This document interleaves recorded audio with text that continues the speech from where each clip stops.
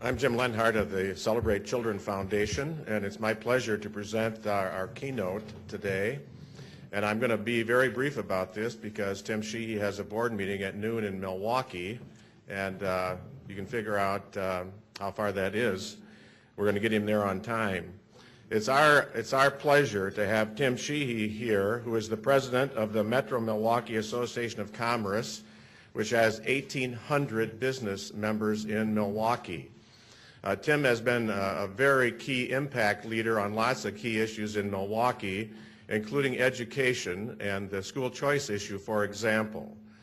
And he has served on numerous key boards in Milwaukee to affect the impact that the business community wants to bring to education.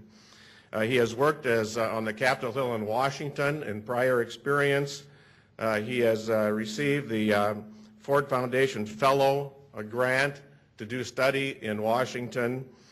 He wisely graduated from the University of Wisconsin-Madison and was a fine player on one of the last baseball teams that our great university here has had. So please welcome Tim Sheehy.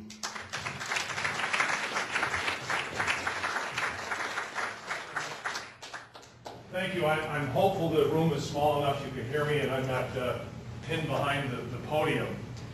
This feels a little bit like piling on. It's a great message this morning. I'm thrilled to live in a city that has a chief that really gets how the dots are connected and acts on it.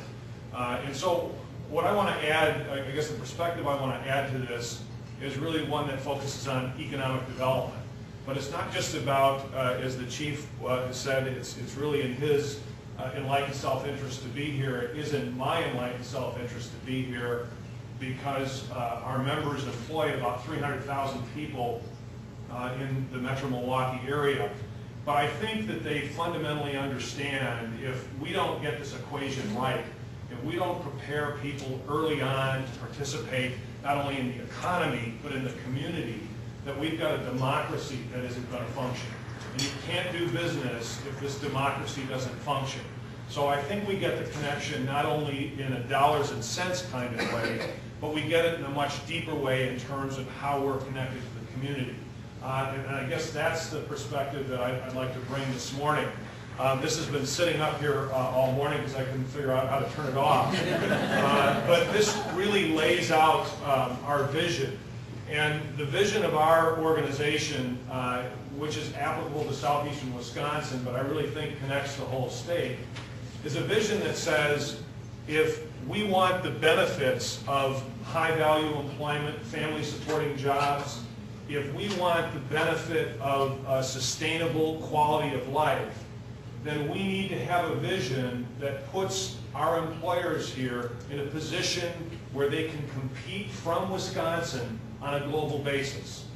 And we can look at the plus and the negative from that.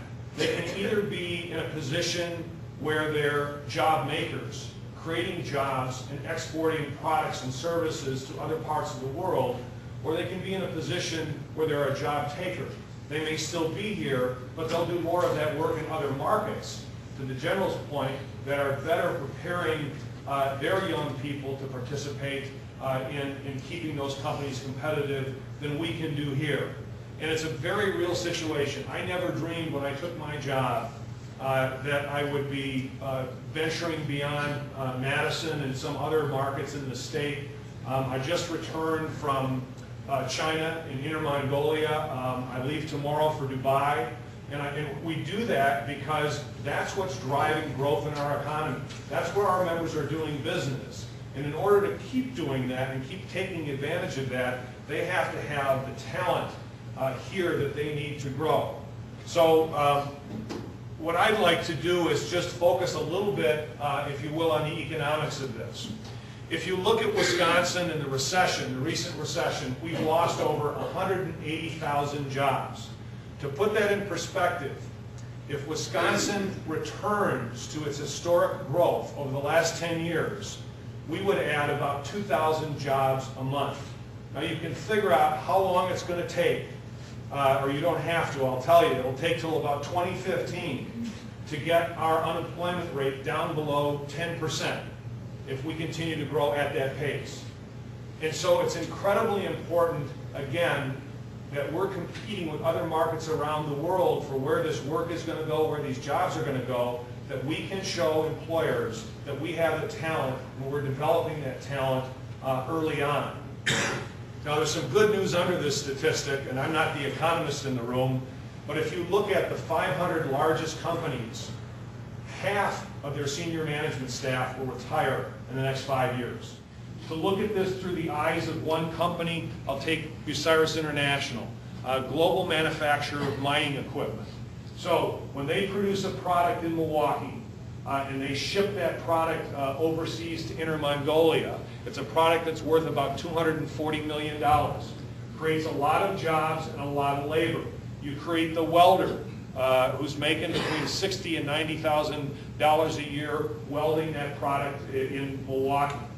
You create a job with a supplier of theirs, went a little fast, that is supplying product. You create the jobs for the engineers and the people doing the work in the power plant that provide the power. You create the legal work on that contract for the attorneys here in this picture at Foley and Lardner that are actually doing the work on that.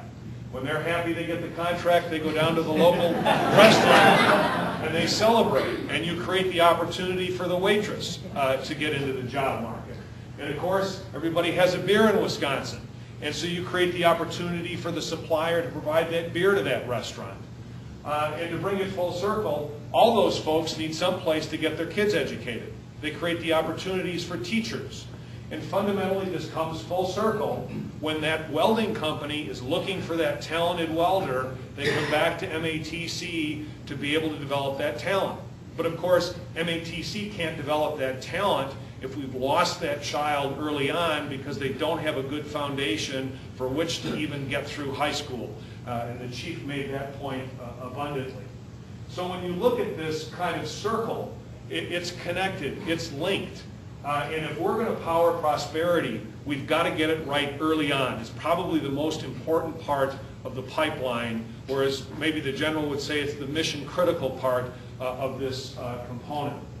So when we look at this, you can just look at the jobs attributable to this exporting sector, and you can see one thing, and I realize the numbers may be small in the back. All these jobs pay significantly more than the average wage in the region. And so if we're about growing prosperity and driving income and providing the wealth and the tax base to support the services that we have in Wisconsin, it's important that this equation gets answered correctly.